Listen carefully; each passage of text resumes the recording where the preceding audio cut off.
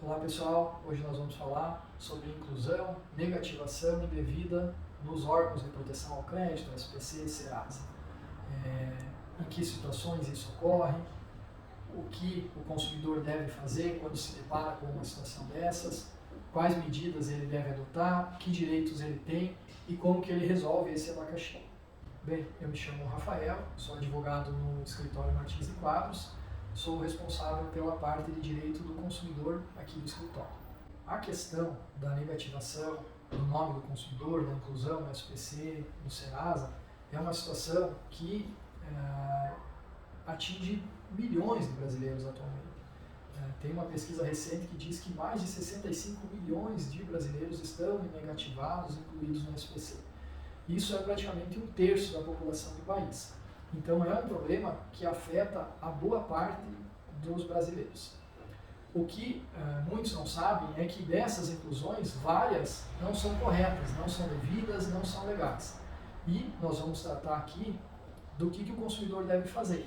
O que ele deve fazer para regularizar o nome dele e que direitos ele tem de buscar uma indenização na justiça para reparar os danos que ele sofreu. Então, a negativação indevida é uma situação que causa um grande dano ao nome e ao crédito do consumidor.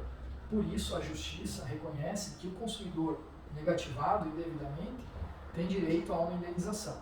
Muitos consumidores que nos procuram foram fazer uma compra na loja, separaram as mercadorias e na hora de aprovar o crédito foram surpreendidos com aquele constrangimento de ter a compra negada por conta de estar com o nome incluído no SPC. Esse consumidor procura o CDL, procura o SPC e verifica que aquele apontamento foi realizado por uma empresa que ele nem conhece, nunca ouviu falar, ele desconhece aquela compra. É o caso de muitos consumidores que nos procuram. Ou então, ele tem uma relação com aquela empresa, mas aquela fatura de luz, aquela fatura de água, aquela fatura de telefone foi paga. Mas ainda assim, a empresa cometeu um erro, não baixou aquele pagamento e colocou o nome dele, manchou o nome dele nas listas de devedores. Esses consumidores têm o direito e devem procurar um advogado de confiança, um profissional, para encaminhar uma ação à justiça. Muitas vezes também acontece do consumidor, de fato, não ter conseguido pagar a dívida no prazo de vencimento, o nome dele ter ido para o SPC, mas ele acabou negociando com a empresa. Foi lá, fez uma negociação, pagou a entrada dessa negociação, mas a empresa não regularizou o cadastro dele.